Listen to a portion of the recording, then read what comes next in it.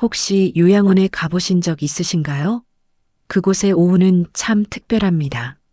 점심 식사가 끝나고 낮잠에서 깨어난 어르신들이 하나둘 복도로 나오십니다. 어떤 분은 휠체어에 앉아 창밖을 바라보시고 어떤 분은 간호사와 짧은 대화를 나누십니다. 그런데 오후 2시가 되면 분위기가 조금 달라집니다. 면회 시간이 시작되기 때문입니다. 문 쪽을 바라보는 눈빛들, 복도 끝에서 들려오는 발소리에 고개를 드는 분들, 누군가를 기다리는 침묵이 그 공간을 가득 채웁니다. 영상을 시작하기에 앞서 오늘 이야기가 궁금하시고 여러분에게 도움이 될 듯하다면 먼저 구독과 좋아요 부탁드립니다. 구독은 계속 좋은 콘텐츠를 만들 수 있는 힘이 되고 좋아요는 저에게 콘텐츠에 대한 보람을 느끼게 해줍니다. 그리고 댓글에 기대라고 남겨주시면 다음 이야기에서 더 도움되는 정보와 콘텐츠로 찾아올게요. 서울의 한 요양원에서 10년 넘게 일하시는 김 간호사님께서 이런 말씀을 하셨습니다. 어떤 방은 1년 내내 문이 열리지 않아요. 명절에 잠깐, 생일에 30분. 그것도 해가 갈수록 간격이 길어집니다. 왜 그럴까요? 자식들이 바빠서, 멀리 살아서, 경제적으로 여유가 없어서, 물론 그런 이유도 분명 있을 겁니다. 하지만 요양원에서 오랜 시간 일하신 분들이 공통적으로 말씀하시는 게 있습니다. 면회가 뜸한 어르신들에게는 분명한 공통점이 있다는 것. 그리고 그 공통점은 돈이나 거리의 문제가 아니었습니다. 바로 관계의 문제였습니다. 오늘은 바로 그 이야기를 여러분과 나눠보려고 합니다. 혹시 이 영상을 보시면서 마음이 불편하실 수도 있습니다. 어쩌면 자신의 모습이 보일 수도 있고 돌아가신 부모님이 떠오르실 수도 있습니다. 하지만 이 이야기는 누군가를 비난하기 위한 게 아닙니다. 우리 모두가 더 나은 노년을, 더 따뜻한 가족관계를 만들어가기 위해 꼭 필요한 이야기입니다. 그럼 지금부터 함께 들여다보겠습니다. 요양원 간호사와 보호사들이 말하는 자식들이 면회 오기 꺼려하는 어르신들의 첫 번째 공통점부터 시작하겠습니다. 첫 번째는 어린 시절에 남긴 상처입니다. 인천의 한 요양원에 78살 되신 이모 할아버지가 계셨습니다. 체구도 크시고 목소리도 우렁찬 분이셨는데 특이하게도 아드님이 1년에 2번 정도만 오셨답니다. 간호사님이 처음엔 아마 바쁘신가 보다 생각하셨대요. 그런데 어느 명절날 아드님이 오셨을 때였습니다. 20분도 채 안 되어서 일어나시는 거예요. 할아버지가 벌써 가느냐, 밥이라도 먹고 가지 하시는데 아드님 얼굴이 굳어 있더래요. 나중에 다른 직원분을 통해 들은 이야기인데 그 아드님은 어렸을 때 아버지한테 심하게 맞으며 자랐다고 합니다. 공부 못한다고, 말 안 듣는다고, 심지어 밥을 흘렸다는 이유로도 맞았대요. 그 아드님은 고등학교만 졸업하면 집을 나가겠다고 마음먹었고 실제로 그렇게 하셨답니다. 세월이 흘러 할아버지는 나이가 드셨고 요양원에 들어오셨습니다. 이제는 아드님을 기다리는 입장이 되신 거죠. 하지만 그 아드님에게 어린 시절의 기억은 여전히 생생합니다. 아버지 방문을 열고 들어갈 때마다 무의식 중에 가슴이 답답해진다고 하셨답니다. 할아버지는 지금 많이 변하셨습니다. 나이도 드시고 몸도 약해지셔서 이제는 온화한 모습이십니다. 아드님이 오시면 미안하다. 그때는 내가 너무 몰랐다. 말씀하신다고 해요. 하지만 아드님은 그 말을 듣고도 마음이 쉽게 풀리지 않는다고 합니다. 이제 와서 미안하다고 하면 뭐합니까? 제 어린 시절은 돌아오지 않는데요. 여러분, 이게 바로 과거에 뿌린 씨앗이 노년에 거두는 외로움의 열매입니다. 물론 모든 부모님이 완벽할 수는 없습니다. 그 시절엔 그게 교육이라고 생각하셨을 겁니다. 엄하게 키워야 이 아이가 바르게 자란다. 그렇게 믿으셨을 거예요. 하지만 아이에게 남은 건 사랑이 아니라 두려움이었습니다. 연구에 따르면 어린 시절 학대나 편애를 경험한 자녀는 성인이 되어서도 부모와의 관계에서 양가 감정을 가진다고 합니다. 사랑하고 싶은데 동시에 원망도 남아 있는 거죠. 그리고 그 감정은 노년기까지 이어집니다. 여기서 중요한 건 과거를 바꿀 수는 없다는 겁니다. 하지만 그 과거를 어떻게 대하느냐는 지금도 선택할 수 있습니다. 진심 어린 사과, 그리고 자식의 상처를 인정하는 것. 그게 첫걸음입니다. 경기도의 한 요양원에도 비슷한 사례가 있습니다. 80살 되신 박모 할머니는 딸이 3분 계신데 큰딸만 가끔 오시고 나머지 2딸은 연락도 잘 안 하신답니다. 간호사님이 조심스럽게 여쭤봤더니 할머니께서 한숨을 쉬시면서 이렇게 말씀하셨대요. 내가 애들 어릴 때 큰애만 예뻐했어. 둘째, 셋째는 공부도 못하고 말썽만 부린다고 구박을 많이 했지. 지금 생각하면 그 애들도 나름대로 열심히 살았는데 난 인정을 안 해줬어. 할머니는 그때의 잘못을 깨닫고 계십니다. 하지만 둘째와 셋째 딸은 아직도 그 상처에서 벗어나지 못하신 거예요. 어머니가 요양원에 계신다는 걸 알지만 마음이 가지 않는다고 합니다. 어릴 때 우리한테는 그렇게 차갑게 대하시더니 이제 외롭다고 찾으시면 어떡합니까? 여러분, 이 이야기를 들으시면서 어떤 생각이 드시나요? 혹시 내가 자식에게 무심코 했던 말, 했던 행동들이 떠오르시나요? 아니면 반대로 부모님께 받았던 상처가 생각나시나요? 여기서 한 가지 분명히 말씀드리고 싶은 건 이건 누구의 잘못을 따지는 게 아니라는 겁니다. 다만 우리가 알아야 할 진실은 이겁니다. 관계는 하루아침에 만들어지지 않는다는 것. 그리고 깨진 관계는 쉽게 회복되지 않는다는 것. 하지만 희망이 없는 건 아닙니다.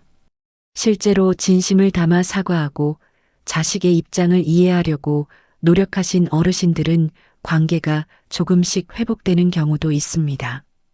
늦었다고 생각할 때가 가장 빠를 때라는 말, 관계에서도 마찬가지입니다. 그럼 이제 2번째 공통점으로 넘어가 보겠습니다. 2번째는 고마움 대신 나오는 불평입니다. 부산의 한 요양원에서 12년째 근무 중이신 보호사님의 증언입니다. 어르신들 중에 가족이 오시면 오히려 분위기가 무거워지는 경우가 있어요. 왜냐하면 고맙다는 말 대신 불평부터 쏟아내시거든요. 실제 사례를 하나 들려드리겠습니다. 75살 되신 정모 할머니는 딸 내외가 주말마다 오십니다. 그런데 그 시간이 딸 내외에게는 고역이라고 해요. 왜냐면 할머니께서 오시자마자 이런 말씀을 하시거든요. 왜 이제 오니? 지난주엔 왜 못 왔어? 나 혼자 얼마나 외로운지 알아? 여기 밥은 먹으라고 주는 건지 말라고 주는 건지 모르겠어. 요새 젊은 사람들은 부모 생각은 안 하고 자기들끼리만 잘 먹고 잘 살지. 딸 내외가 정성스럽게 반찬을 싸왔습니다. 어머니, 좋아하시는 나물이랑 갈치조림 해왔어요. 그럼 할머니 반응이 뭘까요? 이게 뭐야? 이렇게 짜게 해서 누가 먹어? 너희들은 짜게 먹어도 되지만 나는 혈압 때문에 못 먹어. 딸이 그럼 다음엔 싱겁게 할게요 하면 싱거우면 또 맛이 없잖아. 됐어. 그냥 여기 주는 거 먹지 뭐. 보호사님이 말씀하시길 그 딸 내외 표정을 보면 정말 안타깝다고 하셨습니다. 뭘 해드려도 만족하지 못하시니까 점점 발걸음이 무거워지는 게 눈에 보인다고요.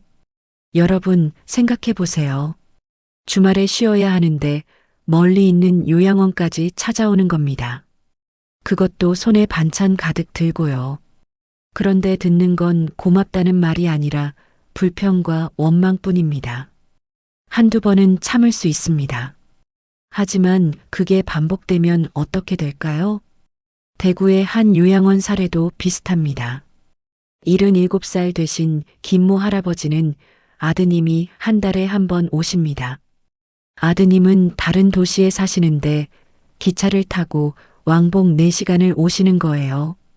그런데 할아버지는 아드님이 올 때마다 이렇게 말씀하신답니다. 한 달에 한 번이 뭐야? 다른 집 자식들은 일주일에 한 번씩도 오던데 너는 나한테 관심이 없구나. 내가 언제 죽을지도 모르는데 그렇게 바쁘니? 아드님은 처음엔 아버지, 제가 멀리 살잖아요. 그래도 최선을 다하고 있어요. 설명하셨답니다. 하지만 할아버지는 듣지 않으세요. 핑계대지 마, 마음만 있으면 매일도 올 수 있어. 결국 아드님의 방문 횟수가 점점 줄어들었답니다. 2달에 한 번, 석 달에 한 번. 그러면 할아버지는 더 원망을 하시고, 그럼 아드님은 더 오기 싫어지고, 악순환이 반복되는 거죠. 보호사님께서 이런 말씀을 하셨습니다. 어르신들 자식이 오면 일단 고맙다. 그 한마디만 해보세요. 그럼 자식들 표정이 확 달라집니다. 힘이 나고 다음에 또 오고 싶어 해요. 근데 불평만 들으면 아무리 효자 효녀라도 마음이 다칩니다. 이게 참 아이러니한 게 어르신들이 정작 원하시는 건 자식이 자주 오는 건데 정작 자식을 멀어지게 만드는 건 본인의 말과 태도라는 겁니다. 여기서 한번 생각해 보시죠. 혹시 여러분도 가족이 뭔가 해줬을 때 고맙다보다 이게 뭐야? 먼저 나오진 않으셨나요? 아니면 자식이 바쁘다고 하면 핑계대지 말라고 하진 않으셨나요?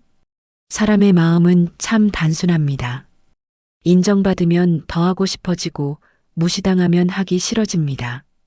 부모 자식 사이라고 다를 게 없습니다. 실제로 요양원에서 자주 면회를 받으시는 어르신들의 공통점은 이겁니다. 아이고, 이렇게까지 올 필요 없는데 바쁠 텐데 고맙다. 이런 말씀을 하신답니다. 그럼 자식들은 뭐라고 할까요? 에이, 어머니, 이것도 못 해드리면 제가 뭐하는 자식이겠어요? 이렇게 됩니다. 말 한마디에 천냥 빚도 갚는다고 했습니다. 반대로 말 한마디에 자식과의 거리가 천리처럼 멀어질 수도 있습니다. 그럼 3번째 공통점으로 넘어가겠습니다. 3번째는 자식의 인생을 간섭하는 태도입니다. 이건 조금 민감한 이야기일 수 있는데 꼭 짚고 넘어가야 할 부분입니다. 요양원 보호사들이 가장 안타까워하는 케이스가 바로 이겁니다. 광주의 한 요양원 사례입니다. 80살 되신 최모 할머니는 아드님이 일주일에 한 번씩 옵니다. 사실 굉장히 자주 오시는 편이죠. 그런데 문제는 할머니가 아드님에게 하시는 말씀입니다. 너 요새 주말마다 애들 데리고 놀러 다닌다며? 나는 여기 혼자 있는데 너희끼리만 좋은 데 가고 나도 데려가든지 해야지. 아드님은 초등학생 자녀가 2이 있습니다. 주말에 가족끼리 놀이공원이나 영화관 가는 게 전부인데 할머니는 그것조차 못마땅해 하신다고 해요. 내가 없으면 그렇게 편하니? 보호사님 말씀이 그 아드님이 한 번은 정말 할머니를 모시고 나들이를 가셨답니다. 휠체어 준비하고 차에 태우고 식당 가고. 근데 할머니께서 계속 힘들다, 피곤하다, 그냥 갈래 하셔서 1시간 만에 다시 돌아오셨대요. 그리고는 다음 주에 또 너희끼리만 놀러 다니냐고 하시는 거예요. 또 다른 사례입니다. 78살 되신 윤모 할아버지는 아드님이 직장 때문에 다른 도시에 삽니다. 그래서 한 달에 2번 정도 오시는데 할아버지는 그게 불만이십니다. 회사 그만두고 여기 와서 살면 되잖아. 나 혼자 두고 거기서 뭐 하는 거야? 직장이 나보다 중요하니? 아드님은 40대 중반입니다. 아직 대학생인 자녀도 있고 집 대출도 남아 있습니다. 지금 직장을 그만두면 가족 전체가 흔들립니다. 하지만 할아버지는 그런 사정은 생각하지 않으십니다. 오직 본인의 외로움만 중요한 거죠. 보호사님께서 조심스럽게 할아버지께 말씀하셨답니다. 아버님, 아드님도 살아야 하지 않겠습니까? 한 달에 2번이면 정말 열심히 오시는 거예요. 그랬더니 할아버지가 뭐라고 하셨는지 아십니까? 당신들은 몰라. 내가 얼마나 외로운데. 여러분, 이게 바로 자식의 삶을 볼모로 잡는 겁니다. 본인의 외로움을 무기로 자식의 일상, 자식의 가정, 자식의 직장을 죄악시하는 거예요. 물론 외로우신 건 이해합니다. 나이 드시고 혼자 계시면 당연히 외롭습니다. 하지만 그 외로움을 자식이 전부 채워줘야 한다고 생각하시면 안 됩니다. 자식에게도 삶이 있습니다. 직장도 있고 배우자도 있고 자녀도 있습니다. 그들도 하루하루 최선을 다해 살고 있습니다. 연구에 따르면 부모 마이너스 자녀 관계에서 부모가 자녀의 삶과 독립성을 존중할수록 관계가 더 안정적이고 성인 자녀의 심리적 부담이 줄어든다고 합니다. 요양원 보호사들이 공통적으로 하는 말이 있습니다. 면회를 자주 받으시는 어르신들은 자식의 사정을 이해해 주세요. 바쁠 텐데 왔구나, 고맙다. 이런 말씀을 하시죠. 그러면 자식들도 더 자주 오고 싶어 합니다. 반대로 나만 생각해 하시는 어르신들은 점점 혼자가 되십니다. 강원도의 한 요양원에서 만난 어느 할머니 이야기를 들려드리겠습니다. 할머니는 딸이 2 계신데 2분 다 주말마다 번갈아 가며 오십니다. 보호사님이 딸님들이 정말 효녀시네요 하니까 할머니가 이렇게 말씀하셨답니다. 내가 애들한테 부담 주고 싶지 않아요. 애들도 살기 바쁜데. 그래서 애들 오면 항상 괜찮다. 너희들 일 먼저 해. 그래요. 그러면 애들이 오히려 더 신경 써주더라고요. 이 할머니는 실제로 많이 외로우십니다. 하지만 그 외로움을 딸들에게 강요하지 않으십니다. 대신 요양원 내에서 다른 어르신들과 친하게 지내시고 취미 활동도 하십니다. 그런 모습을 보니까 딸들이 더 자주 오고 싶어진다는 거예요. 여러분, 이게 바로 핵심입니다. 나의 행복을 자식에게만 의지하면 자식도 힘들고 나도 결국 더 외로워집니다. 하지만 내가 내 삶을 스스로 채우려고 노력하면 자식도 편한 마음으로 다가올 수 있습니다. 혹시 여러분은 어떠신가요? 자식이 바쁘다고 하면 이해해 주시나요? 아니면 서운해 하시나요? 자식의 가정 생활을 응원해 주시나요? 아니면 질투하시나요? 이건 정말 솔직하게 스스로에게 물어봐야 할 질문입니다. 왜냐하면 그 답이 바로 여러분의 노년이 어떻게 흘러갈지를 결정하기 때문입니다. 자, 여기까지 3가지 공통점을 살펴봤습니다. 과거의 상처, 끊임없는 불평, 그리고 자식의 삶을 간섭하는 태도, 조금 마음이 무거우셨을 겁니다. 하지만 이제부터는 희망적인 이야기를 나눠보겠습니다. 같은 요양원에 계셔도 어떤 분들은 면회객이 끊이지 않습니다. 자녀들은 물론이고 손주들까지 자주 찾아옵니다. 심지어 친구분들, 이웃분들까지 오십니다. 대체 이분들은 뭐가 다를까요? 경기도의 한 요양원에 계신 85살 한모 할머니 이야기입니다. 할머니는 자녀가 3인데 3분 모두 일주일에 1번씩은 꼭 오십니다. 그것도 즐거운 마음으로요. 보호사님이 그 비결을 여쭤봤더니 할머니께서 이렇게 말씀하셨답니다. 나는 애들한테 짐이 되고 싶지 않아요. 애들이 오면 어머니 뭐 필요한 거 없으세요? 물어보는데 나는 항상 다 있어. 괜찮아, 그래요. 대신 애들이 잘 지내는지, 손주들은 건강한지 물어봐요. 그게 내가 줄 수 있는 사랑이에요. 그리고 할머니는 이렇게 덧붙이셨답니다. 애들이 오면 재밌는 이야기를 많이 해줘요. 요양원에서 있었던 웃긴 일, 텔레비전에서 본 재미있는 프로그램 이야기. 그러면 애들이 웃어요. 내가 애들한테 웃음을 주면 애들도 나를 보러 오는 게 즐거운 거예요. 여러분, 이게 핵심입니다. 만남이 즐거우면 사람들은 자주 오고 싶어 합니다. 반대로 만남이 무겁고 힘들면 피하게 됩니다. 부모 자식 사이라고 다르지 않습니다. 서울의 한 요양원에 계신 80살 조모 할아버지도 비슷합니다. 할아버지는 아드님 내외와 손주들이 한 달에 3번 정도 오는데 올 때마다 분위기가 화기애애하답니다. 할아버지의 비결은 이겁니다. 나는 애들한테 옛날 잘못했던 이야기를 솔직하게 해요. 아빠가 너 어릴 때 화를 많이 냈지. 미안하다. 이렇게요. 그러면 아들이 괜찮아요. 아버지, 그때는 그게 최선이셨잖아요. 그래요. 그렇게 서로 마음을 여니까 편해지더라고요. 또 할아버지는 며느리한테도 항상 고마움을 표현하신답니다. 며느리가 해준 음식 먹으면 꼭 정말 맛있다, 고맙다 그래요. 며느리 칭찬도 자주 하고요. 우리 며느리가 집안 살림을 정말 잘해. 이런 식으로요.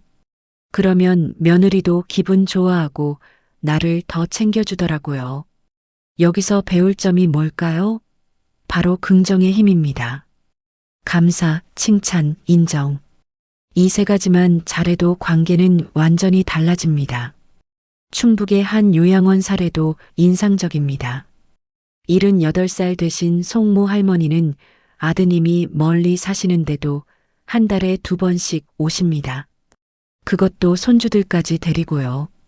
비결을 물으니 아드님이 이렇게 답하셨답니다. 저희 어머니는 절대 부담을 안 주세요. 오히려 멀리서 왔는데 힘들었지 하시면서 저희를 위로해 주세요. 그리고 손주들한테는 항상 밝게 대해 주시고 재미있는 할머니가 되려고 노력하세요. 그러니까 아이들도 할머니 보러 가는 걸 좋아해요. 할머니는 손주들이 오면 옛날 이야기를 재미있게 들려주신답니다. 할머니 어렸을 적 이야기, 엄마가 어렸을 때 이야기. 그러면 손주들이 눈을 반짝이며 듣는다고 해요. 그게 할머니한테는 큰 기쁨이고 손주들한테는 소중한 추억이 됩니다. 여러분, 보이시나요? 자주 면회를 받으시는 어르신들의 공통점이 뭔지 바로 주는 사람이 되려고 노력하신다는 겁니다. 받기만 하려고 하지 않고 뭔가를 주려고 하십니다. 미소를, 이야기를, 위로를, 감사를. 그리고 또 하나 중요한 공통점은 자식의 삶을 존중하신다는 겁니다. 내 인생, 내가 살아야지. 이런 태도를 가지신 거예요. 그러면 자식들도 편한 마음으로 부모님을 찾아뵐 수 있습니다. 혹시 여러분도 이렇게 바꿔보시면 어떨까요? 자식이 오면 왜 이제 오냐 대신 와줘서 고맙다. 뭐 필요한 거 없냐 하면 다 있어. 너나 잘 챙겨. 이렇게요. 처음엔 어색할 수 있습니다. 평생 다르게 살아오셨으니까요. 하지만 조금씩 바꿔보세요. 그 작은 변화가 관계를 완전히 바꿀 수 있습니다. 그럼 이제 지금부터라도 바꿀 수 있는 것들에 대해 이야기해 보겠습니다. 여기까지 들으시면서 혹시 이런 생각하셨을 수도 있습니다. 이미 늦었어. 나는 평생 이렇게 살아왔는데 이제 와서 뭘 바꿔? 하지만 단언컨대 말씀드립니다. 절대 늦지 않았습니다. 부산의 한 요양원에서 실제로 있었던 일입니다. 83 되신 한 할아버지가 계셨는데 아드님이 1년에 한두 번밖에 안 오셨답니다. 이유는 앞서 말씀드린 것들과 비슷했어요. 과거의 상처, 할아버지의 불평 때문이었습니다. 그런데 어느 날 할아버지가 보호사님께 이렇게 말씀하셨답니다. 나 이대로 죽으면 안 되겠어요. 아들한테 제대로 사과 한번 못하고 가면 평생 후회할 것 같아요. 보호사님이 도와드렸습니다. 할아버지가 편지를 쓰시게요. 손이 떨리셔서 글씨가 삐뚤었지만 진심을 담아 쓰셨답니다. 내가 너한테 못해준 게 많다. 화도 많이 냈고 너의 마음도 헤아리지 못했다. 이제라도 말하고 싶다. 미안하고 사랑한다. 그 편지를 아드님한테 보냈습니다. 처음엔 아무 연락이 없었어요. 그런데 한 달쯤 지나서 아드님이 오셨답니다. 그리고 할아버지 손을 잡고 한참을 우셨다고 해요. 그날 이후로 아드님이 한 달에 한 번씩 오기 시작하셨답니다. 완전히 회복된 건 아니지만 적어도 대화는 할 수 있게 됐어요. 할아버지도 이제는 아드님이 오면 불평하지 않으시고 와줘서 고맙다 말씀하신답니다. 보호사님이 뭐가 달라지셨어요? 여쭤보니 할아버지가 이렇게 답하셨답니다. 내가 바뀌니까 아들도 바뀌더라고요. 내가 먼저 마음을 열어야 아들도 마음을 열 수 있는 거였어요. 여러분, 이게 바로 변화의 시작입니다. 상대가 먼저 바뀌기를 기다리는 게 아니라 내가 먼저 바뀌는 겁니다. 그럼 구체적으로 어떻게 바꿀 수 있을까요? 몇 가지 실천 방법을 말씀드리겠습니다. 첫째, 진심 어린 사과입니다. 과거에 잘못한 게 있다면 인정하고 사과하세요. 내가 그때 너무했다, 미안하다. 이 한마디가 얼마나 큰 힘을 가지는지 모릅니다. 자존심 때문에 못하시겠다고요? 그 자존심과 자식 중에 뭐가 더 중요한지 생각해 보세요. 둘째, 감사 표현입니다. 자식이 뭔가 해주면 당연하게 여기지 마시고 꼭 고맙다 말씀하세요. 반찬 하나 갖다 줘도, 전화 한 통해도, 짧게 들러도 고맙다. 이 한마디면 충분합니다. 셋째, 긍정적인 이야기입니다. 불평 대신 좋았던 일, 재미있었던 일도 이야기해 보세요. 요양원에서 친구 사귀었어. 텔레비전에서 재밌는 거 봤어. 이런 이야기요. 자식들도 부모님이 잘 지내신다는 걸 알면 마음이 편해집니다. 넷째, 자식의 삶을 존중하기입니다. 바쁘다고 하면 그래. 내 일이 중요하지. 이해해 주세요. 못 오겠다고 하면 괜찮아. 나 혼자 잘 있어. 말씀해 주세요. 그러면 자식들이 오히려 더 신경 쓰게 됩니다. 다섯째, 자신의 삶을 채우기입니다. 요양원에서 취미 활동하세요. 다른 어르신들과 친하게 지내세요. 책도 읽고 산책도 하고 텔레비전도 보고 내 삶이 충만하면 자식에게 과도하게 의지하지 않게 됩니다. 예전에 한 요양원에 계신 할머니가 이런 말씀을 하셨답니다. 나는 요양원 온 뒤로 오히려 친구가 더 많이 생겼어요. 같이 체조도 하고 노래도 부르고 딸이 오면 그런 이야기를 해줘요. 그러면 딸이 안심하고 더 자주 전화하더라고요. 여섯째, 손주들에게 좋은 할머니, 할아버지 되기입니다. 손주들이 오면 짜증내지 마시고 반갑게 맞아주세요.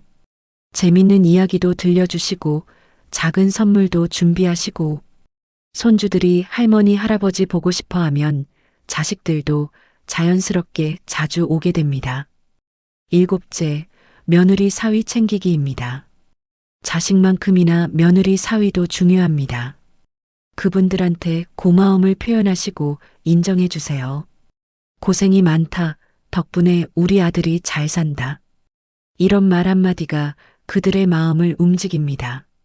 충북의 한 요양원 사례입니다. 할아버지가 며느리한테 늘 고마움을 표현하셨답니다. 우리 며느리 덕분에 집안이 화목하다. 이렇게요. 그랬더니 며느리가 시아버지를 정말 친아버지처럼 모시게 됐답니다. 여러분, 이 모든 것들이 어렵지 않습니다. 거창한 게 아니에요. 작은 말 한마디, 작은 태도, 변화, 그것만으로도 충분합니다. 물론 하루아침에 모든 게 바뀌지는 않습니다. 오랫동안 쌓인 감정은 쉽게 풀리지 않아요. 하지만 조금씩 천천히 노력하다 보면 반드시 변화가 옵니다. 한 가지 더 말씀드리고 싶은 건 용서를 구하되 용서를 강요하지는 말라는 겁니다. 내가 사과했으니 이제 용서해야지 이렇게 생각하시면 안 됩니다. 자식이 용서할 준비가 될 때까지 기다려주세요. 그 기다림 자체가 진심의 증거가 됩니다. 그리고 혹시 자식이 끝내 마음을 열지 않더라도 최소한 여러분은 최선을 다했다는 위안을 얻을 수 있습니다. 나는 노력했다. 그 자체로도 의미가 있습니다. 지금까지 긴 이야기 들어주셔서 감사합니다. 이제 마지막으로 정리하며 마무리하겠습니다. 오늘 우리는 요양원 보호사들이 증언하는 자식들이 면회 오기 꺼려하는 어르신들의 공통점을 살펴봤습니다. 첫째는 과거에 심은 상처, 어린 시절 자식에게 준 아픔이 노년의 외로움으로 돌아옵니다. 둘째는 끊임없는 불평, 감사 대신 부정적인 말만 하면 자식의 발걸음이 무거워집니다. 셋째는 자식의 삶을 간섭하는 태도, 자신의 외로움을 무기 삼아 자식을 올가매면 관계는 끊어집니다. 하지만 희망도 함께 받습니다. 자주 면회 받으시는 어르신들의 비밀, 감사, 존중, 긍정, 이 세 가지만 실천해도 관계는 달라집니다. 그리고 지금부터라도 바꿀 수 있다는 것. 진심 어린 사과, 감사 표현, 긍정적 대화, 자식 존중, 자기 삶 채우기. 이것들은 모두 실천 가능한 것들입니다. 여러분, 노년의 행복은 자식의 효도에 달린 게 아닙니다. 물론 자식이 자주 찾아오면 좋죠. 하지만 그보다 더 중요한 건 스스로 만족하는 삶입니다. 자식에게 짐이 되지 않고 자식과 편안한 관계를 유지하며 스스로의 삶을 즐기는 것. 그게 진정한 노년의 지혜입니다. 혹시 오늘 이야기를 듣고 마음이 불편하셨다면 그건 좋은 신호입니다. 변화는 불편함에서 시작되거든요. 그 불편함을 외면하지 마시고 한번 곰곰이 생각해 보세요. 나는 자식에게 어떤 부모였나? 지금은 어떤 부모인가? 앞으로는 어떤 부모가 되고 싶은가? 이 질문에 솔직하게 답하시고 조금씩이라도 바꿔나가시길 바랍니다. 마지막으로 자식분들께도 한 말씀 드리고 싶습니다.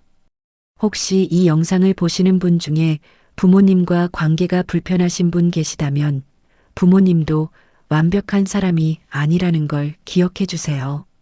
그분들도 처음 부모 노릇하시는 겁니다. 실수도 하고 잘못도 합니다.